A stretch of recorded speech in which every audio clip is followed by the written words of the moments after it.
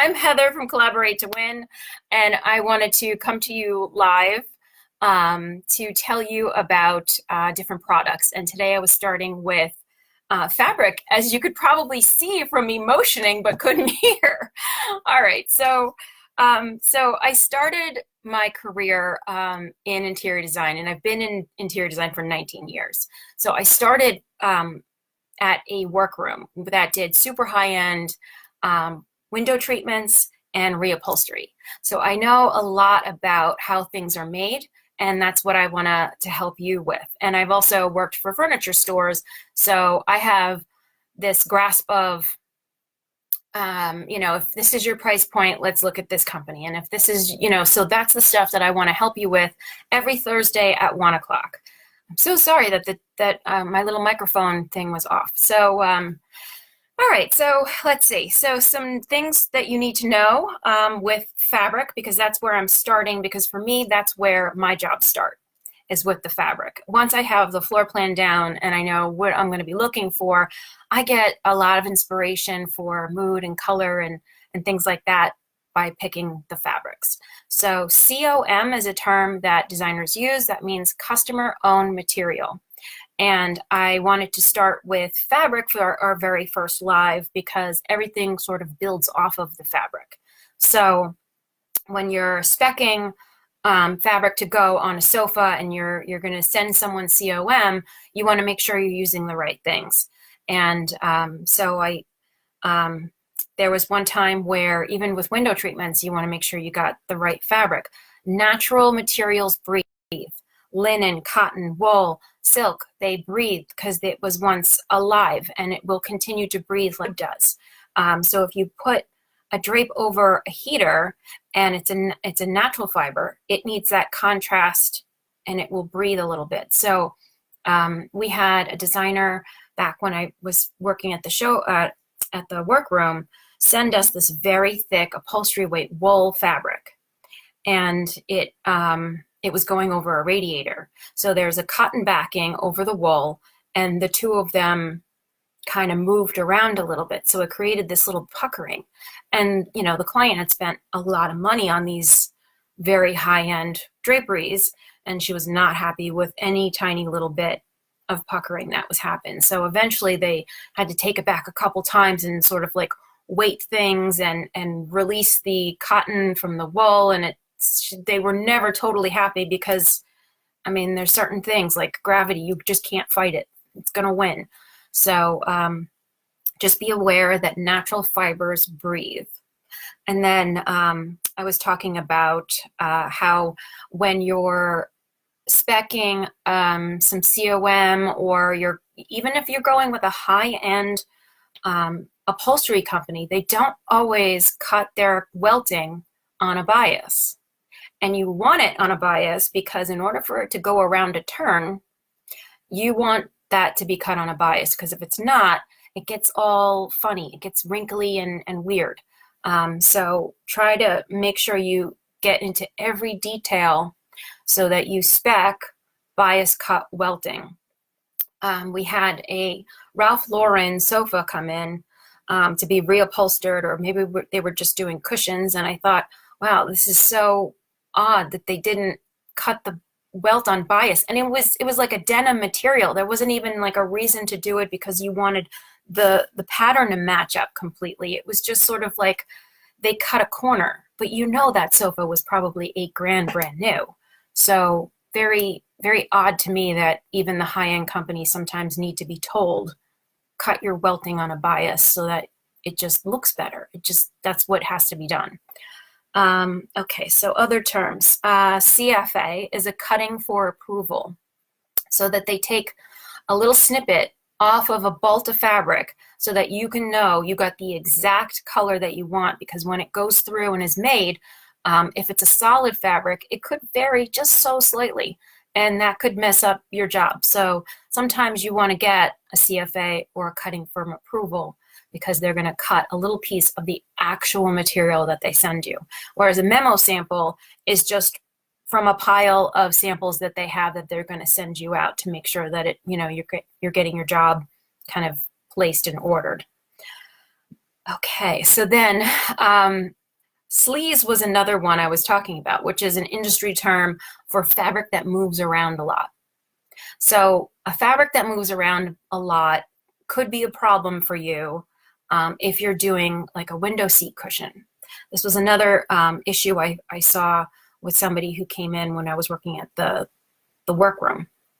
We did a long window seat cushion in this fluffy, yummy, silky chenille fabric. It was nice and thick. And just, you know, you would want to cuddle up on that. And window seat cushion, like, perfect, right?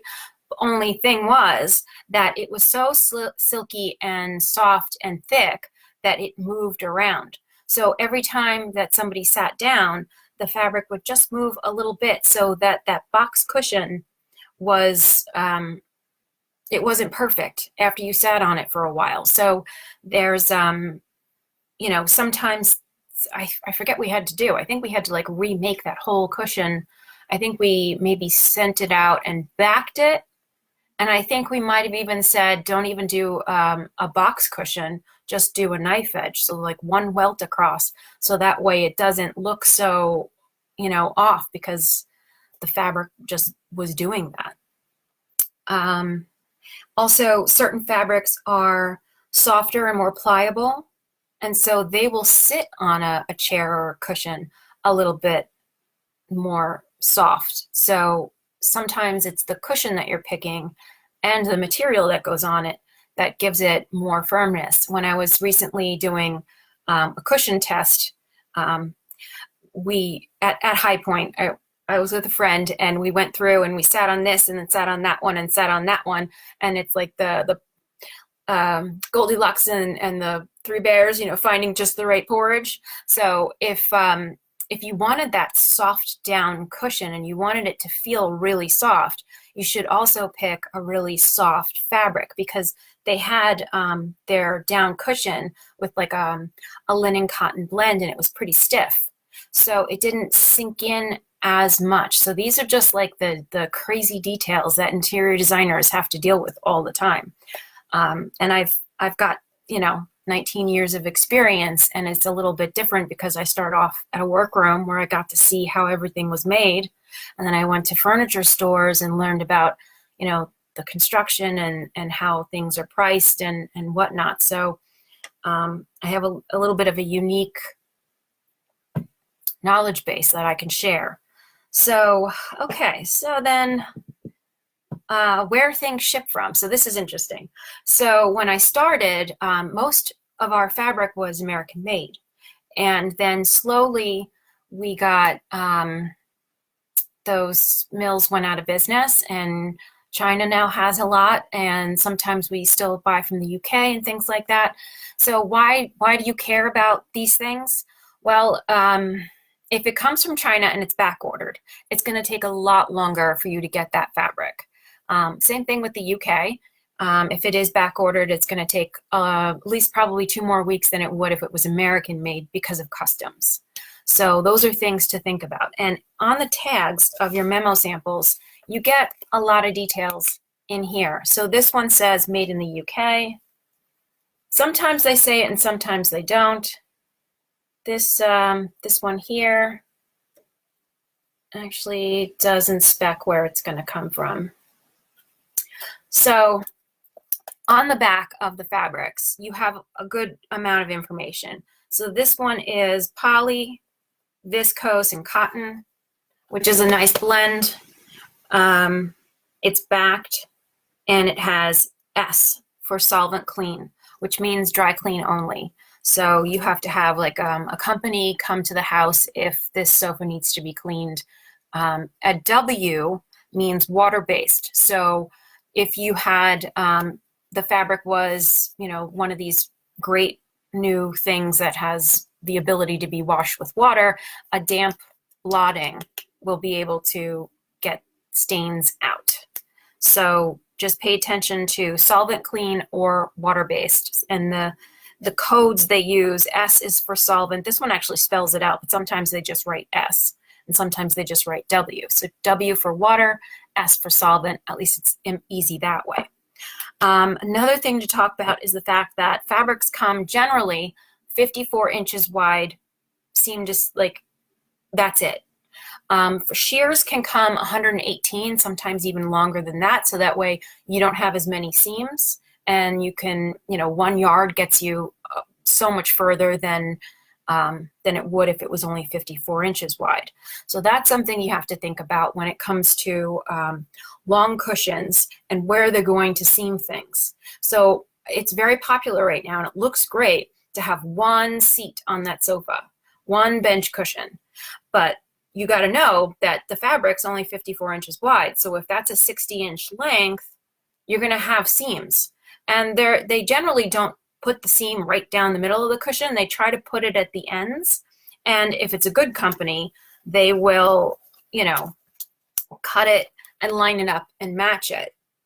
But if you're careful, tell them, please match the pattern and cut your welt on bias.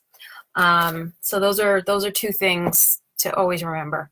And the more detail you send someone, it just covers your butt, because they can't come back to you and say, well, you didn't say you wanted that welting on the bias. You didn't say you wanted that.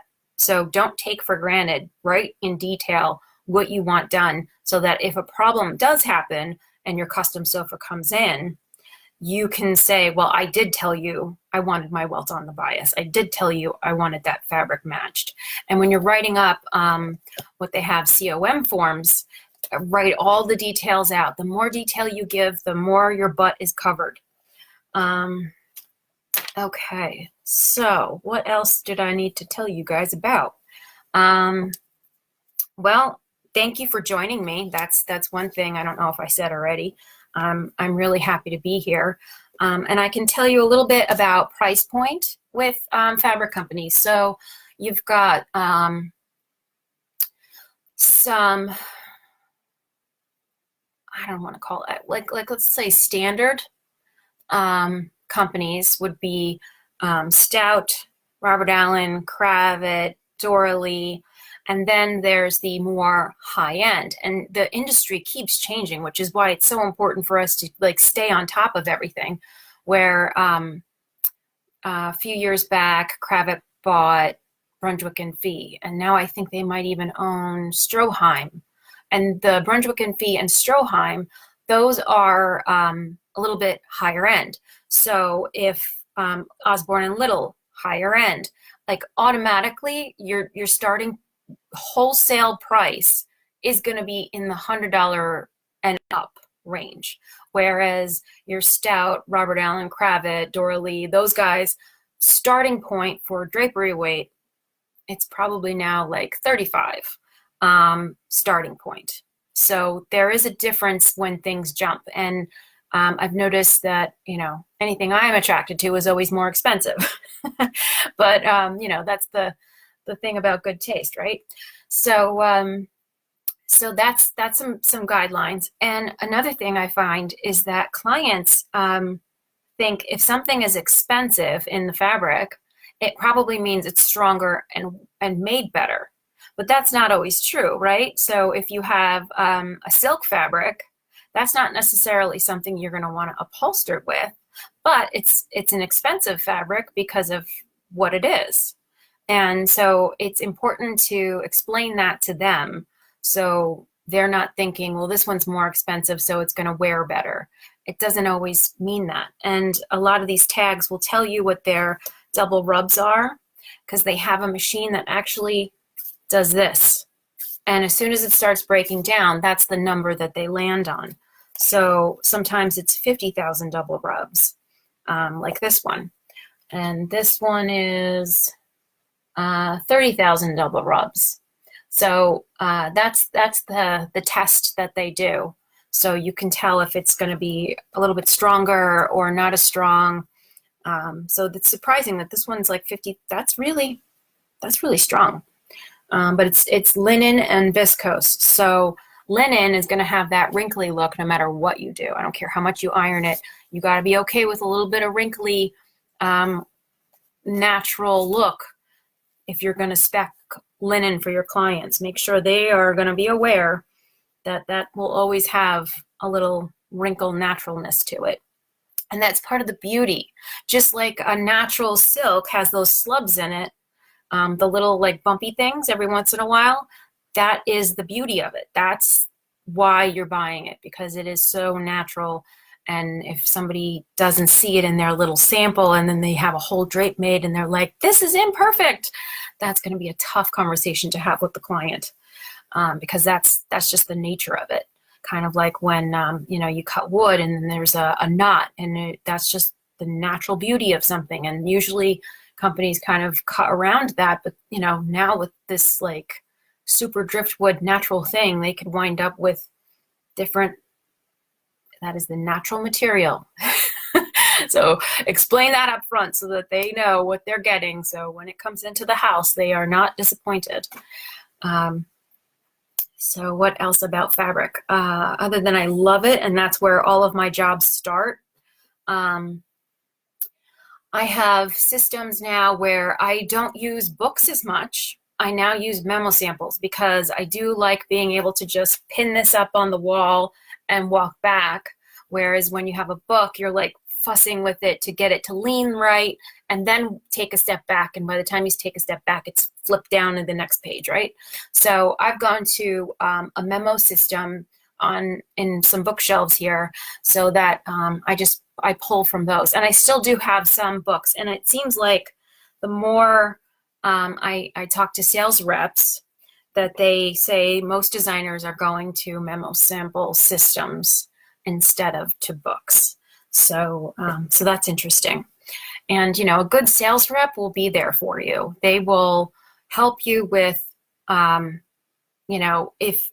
I had one time some print that we loved and there was only 10 yards left of it. So he found, another 5 yards here or there, because not everything is exclusive to one house. So this happened to be a stout. I went to them and I said, I found this floral. Can you get me, this much? And it's a discontinued pattern, but he was able to find it and get me enough of it. So your sales reps are good sources to ask if they're good. I mean, I have plenty of sales reps that you never ever see, and you can contact them and they don't even email you back. Like, what is the point of that? So, and since, Collaborate to Win is all about buying power, let me tell you a little bit about how fabric companies work with buying power. So I focus in on one company to get the best price, because they want you to sell X amount of dollars every year. And you can't do that if you have, 5 different companies as a single designer. So I focused in on Stout. I liked their product. I thought, compared this same thing to this same thing, they had it for a little bit less. And my sales rep's pretty good. So I felt comfortable saying, I'm going to just focus on these guys. So that is my first go-to, because I want to make those minimums so that I get a better discount. So, normally the wholesale price is 50% off of retail. And because I've honed in and focused and I have this buy-in group, my sales rep Bart has given me 50 and 20% off. And their website is awesome. So I never have to even call them, because I can look up and see, okay, they've got 15 yards and I only needed 12, so we're good. Or, oh, I needed more yardage of that and it's back ordered, but it's, 6 weeks. Well, maybe I find something else. Or maybe that's the one and I'm just going to tell the client we have to wait, but that's really the one we want. So, so that's the world of discounted fabrics. They do not really do beyond 50 and 20 off. And you might be able to say to another company, well, if I have 30 yards of something, that's a whole bolt of fabric. That's a big amount. Even 20 yards, you might be able to get an extra 10% off. But they don't just give that stuff away. They even though they're selling online now, and that's not helping anyone. Well, I guess it's helping them, but it's not helping us. It's not helping us at all.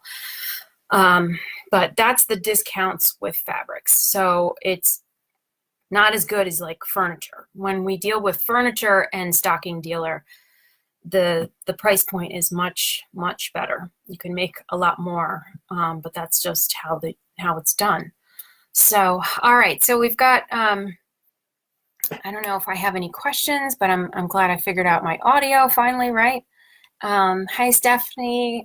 Hey, Cam. Thank you guys for joining. Leslie, Lynn, Julie, thank you guys. I appreciate it. Sorry about that. I'm gonna avoid that button. It's right next to it going louder, so I hit the wrong one. All right, so join me next time.